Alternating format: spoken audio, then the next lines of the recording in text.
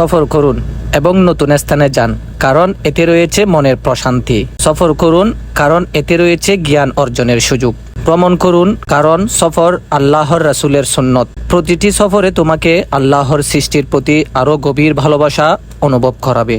আসসালামু আলাইকুম, সবাই কেমন আছেন? আশা করি সবাই ভালো আছেন, সুস্থ আছেন। দেশ দেশের বাইরে যে যেখান থেকে আমাদের আজকের ভিডিওটা আপনারা দেখছেন, সবাইকে আমাদের পক্ষ থেকে আন্তরিক শুভেচ্ছা ও অভিনন্দন।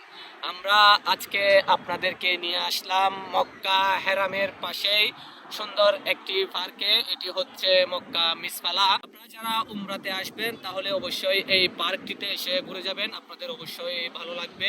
খুব মনোরম পরিবেশ, খুব সুন্দর মিষ্টি বাতাস। আপনারা আসতে চাইলে বিকেল টাইমে আসবেন অথবা রাত্রের টাইমে আসবেন, দিনের টাইমে খুবই রোদ থাকে। তো আপনারা এসে এখানে ঘুরে যাবেন, অবশ্যই আপনাদের ভালো লাগবে। লোকেশনটা হচ্ছে মক্কা মিসফালা। আমাদের ব্যাকগ্রাউন্ডে আমাদের পিছনে আপনারা ব্রিজ দেখতে পাচ্ছেন। ব্রিজ থেকে সোজা 2 মিনিট হাঁটলে আপনারা এই পার্কে আসতে পারবেন। তো আমরা এই পার্কের সৌন্দর্য আপনাদেরকে ভিডিওর ফুটেজের মাধ্যমে তুলে ধরার চেষ্টা করব। ভিডিওটি আপনারা শুরু থেকে শেষ পর্যন্ত দেখতে থাকুন। আমার সাথে আছে বাগিনা মোহাম্মদ ইরফান। তো আমরা দুইজনে আজকে এই পার্কে চলে আসছি। আমি তার থেকে জিজ্ঞেস করব এই পার্কে এসে তার অনুভূতিটা কিরকম।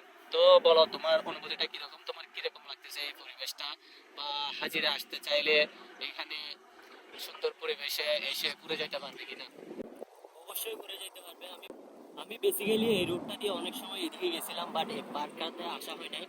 আজকে সত্যি বলতে আসার পর অনেক বেশি ভালো লাগতেছে। আমরা যখন আসছিলাম আসরের পরে তখন রোদ ছিল, তখন মুভমেন্টটা ভালো না লাগলেও এখন মুভমেন্টটা ভালো। বিকাল টাইমে আসাটা সবচেয়ে বেস্ট হবে, এই সময় রোদ থাকে না, যার কারণে পরিবেশটা অনেক বেশি ভালো লাগে।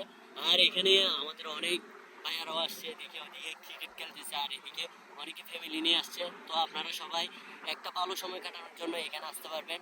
কিছু খাবার নিয়ে আসলে অনেকক্ষণ বেশি সময় আপনারা কি এখানে থাকতে পারবেন। আর এখানে এখন একদম ফ্রি বলতে গেলে একদম ফ্রি আপনারা চলে আসতে পারবেন। আপনারা যে যেখানে থাকেন না কেন, এই পাশ ওই পাশ দুটো পাশ থেকে আপনারা আসতে পারবেন।